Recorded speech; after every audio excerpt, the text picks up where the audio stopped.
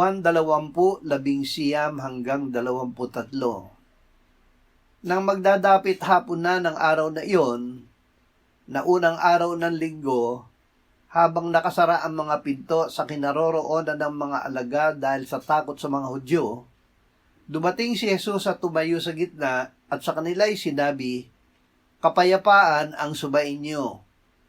At nang masabi niya ito, ay kanyang ipinakita sa kanila ang kanyang mga kamay at tagiliran. Kaya't ang mga alagad ay nagalak nang makita nila ang Panginoon. Muling sinabi sa kanila ni Jesus, "Kapayapaan ang sumainyo. Kung paanong sinugo ako ng Ama, ay sinusugo ko rin naman kayo." At nang masabi niya ito, sila'y hininghan niya at sa kanila'y sinabi, "Tanggapin ninyo ang Espiritu Santo. Kung inyong patawarin ang mga kasalanan ng sinuman, ang mga iyon ay ipinatatawad sa kanila. Sinumang hindi ninyo patawarin ng mga kasalanan, iyon ay hindi ipinatatawad."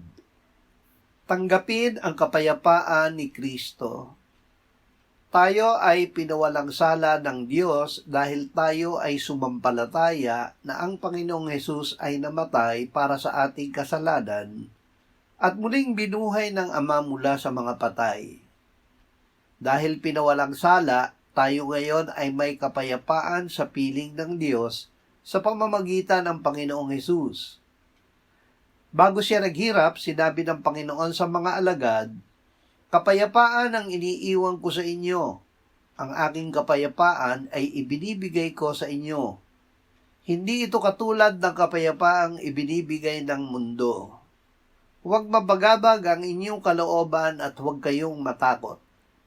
Ito rin ang kapayapaang ibinigay niya nang siya ay magpakitang buhay sa mga alagad. Ipinatanggap niya sa kanila ang Espiritu Santo. Ang kapayapaang ito ay bunga ng Espiritu.